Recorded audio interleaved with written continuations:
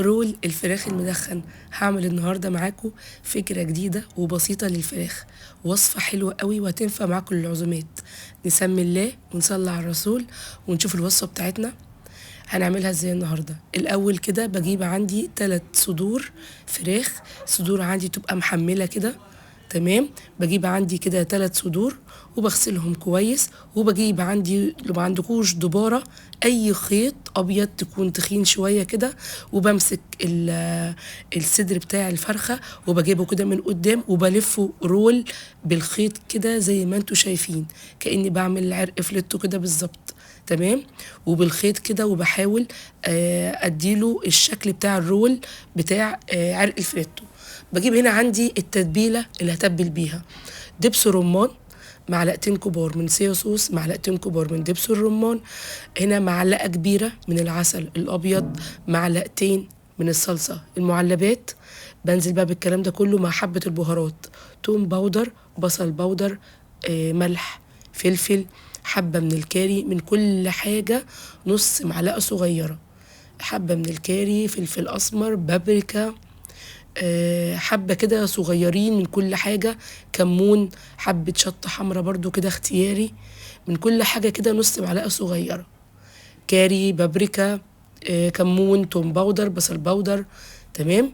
باخد الكلام ده كله كده وبقلبه كويس في التتبيلة الحلوة دي، بقلبها كويس. وبكون جايبة هنا عندي صدور الفراخ بعد ما عملتها كويس قوي بالخيط، بنشفها بقى من اي ميه فيها زي ما انتوا شايفين كده، وبجيب عندي شوكه وافضل كده اغرز فيها عشان اي تتبيله احطها في قلبيها تتشربها. بصوا الوصفه سهله وبسيطه بس فعلا مميزه. الوصفه دي طبعا تنفع للعزومات. اي فكره جديده عايزين تعملوها للفراخ انصحكم بقى تجربوا الوصفه دي، حلوه قوي وفعلا مميزه. بجيب بقى هنا عندي التتبيله اللي عملتها معاكم وبتبل بيها صدور الفراخ زي ما انتوا شايفين كده. يفضل طبعا نسيبها شويه كده حلوين في التتبيله، يعني من ساعه لساعتين، تمام. وطبعا لو عملتوها قبلها بيوم طبعا يبقى افضل واحسن.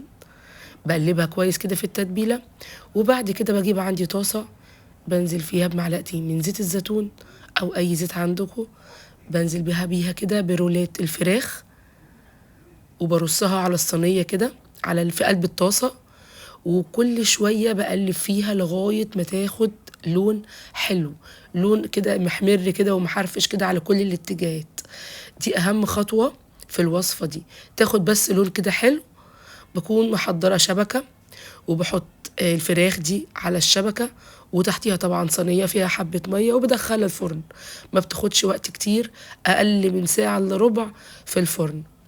هوريها لكم دلوقتي اهي. بتجيب شبكه ونحط تحتيها الصينيه، والصينيه فيها ميه كده، تمام، عشان ما تتحرقش، ونسيبها ساعه، ساعه وساعه، مش اكتر من كده. هتطلع بالشكل التحفه اللي انتوا شايفينه ده. فحمايه بقى كده ونولعها ونروح نقطه زيت عليها ونغطي الفراخ دي، تمام. بعد كده بقى بجيب رولات عندي بعد ما تهدى خالص صدور الفراخ دي، بقطع الخيط من عليها زي ما انتوا شايفين كده. وصفة سهلة وبسيطة ومفيهاش أي تعقيد، وبقطعها رولات زي ما انتوا شايفين. بكون محضرة طبعا رز أصفر، رز بالخلطة، أي حاجة تفضلوها، وبقطع الفراخ كده رولات زي ما انتوا شايفين كده وبقدمها. لو الوصفة عجبتكم لايك وشير.